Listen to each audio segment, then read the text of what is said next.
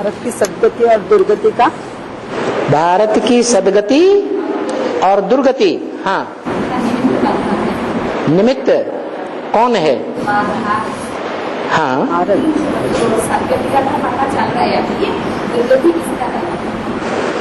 क्योंकि भारत जो है माता भी कहा जाता है।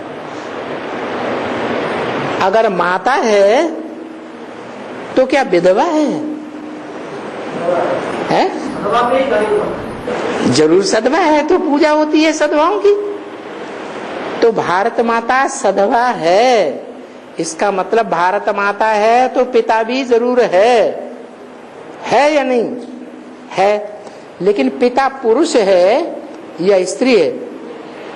और पुरुष सब दुर्योधन दुशासन, चोला ही ऐसा है। इसलिए हथेली पर तो आम नहीं जमाया जा सकता। एकदम जल्दी में कोई काम हो सकता है? नहीं होता। तो जो भारत पिता कहा जाता है, वो भारत पिता जो ज्ञान की रोशनी में रत रहने वाला है, वो पुरुष चोले वाला है। और पुरुष चोला होते हुए भी उसे पुरुषार्थी जीवन में लंबा समय काटना है कि थोड़ा समय? लंबा समय काटना है। तो जो लंबा समय काटा जाता है पुरुषार्थी जीवन में, उसमें गिरना और उठना दोनों होगा या नहीं होगा? हमें उन राहों पर चलना है जहां गिरना और संभलना है। तो कौन गिरता है? जन्म जन्मांतर पवित्र रहने वाली लक्ष्मी गिरती है या नारायण वाली आत्मा गिरती है अंतिम जन्म? इसलिए दुर्गति का निमित्त भी वही बनता है, और फिर सदगति का भी निमित्त वही बनता है। क्यों? इसलिए कि ज्ञान को सत्य कहा जाता है, लेकिन उस ज्ञान से भी ऊंची और कोई चीज है?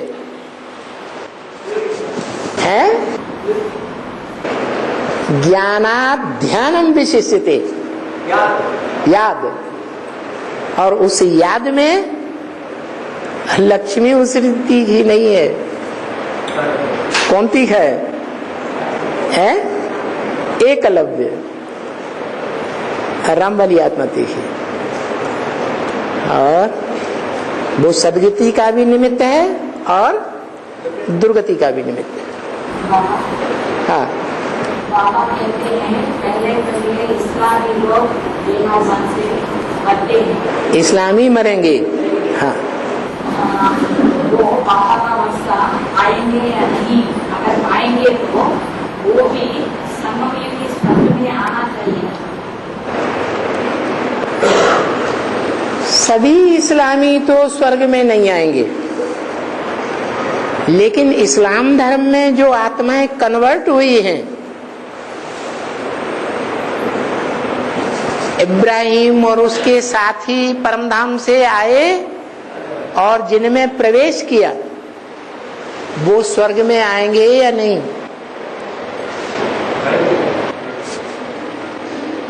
वो आधार मूर्त स्वर्ग में आएंगे या नहीं आएंगे? आएंगे। और उन आधार मूर्तों को भी जन्म देने वाले जो बीज रूप पिता आत्माएं हैं, बीज आत्माएं हैं, वो भी स्वर्ग से भी ऊंचे स्वर्णिम संगम युग में आएंगे या नहीं आएंगे? आएंगे। इसलिए वो भी प्राप्ति करते हैं। वो प्राप्ति नहीं कर सकते जो सूर्यवंशी करते हैं, पक्के सूर्यवंशी। थोड़ा भी शिकन मात्र भी कमजोरी नहीं। इसलिए बोला है, एक भी पावरफुल संगठन तैयार होने पर, एक संगठन जो तैयार हुआ है वो दूसरे ग्रुप को, दूसरे संगठनों को खींचते हुए अंत में 108 की माला का संगठन एक हो जाएगा। माना जो सूर्यवंशी 12 का ग्रुप है, वो 12 का ग्रुप जब एक मजबूत हो जाएगा तो वो इस्लामियों को खींचेगा, चंद्रवंशियों को भी खींचेगा। पहले चंद्रवंशियों को खींचेगा, इस्लामियों को खींचेगा। है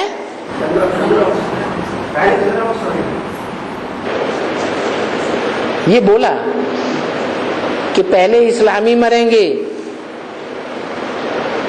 लेकिन जो चंद्रवंशी हैं वो चंद्रवंशियों में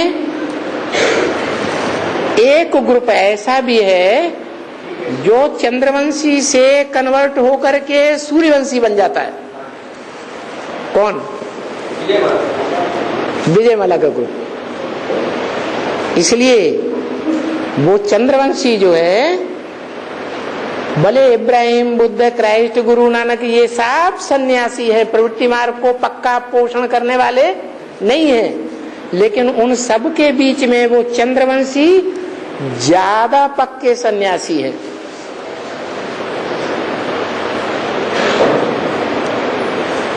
और जो पक्के सन्यासी है उनके लिए क्या बोला है? जब सन्यासी निकलेंगे तो तुम बच्चों की विजय हो जाएगी। हाँ जी, वो चंद्रवंशी सन्यासी ऐसे हैं कि जब वो विजय माला निकलेगी तो तुम्हारी विजय ही विजय है। विजय माला निकली माना विजय का हार पड़ा। इसलिए इस्लामी बाद में और चंद्रवंशी पहले हो जाते हैं।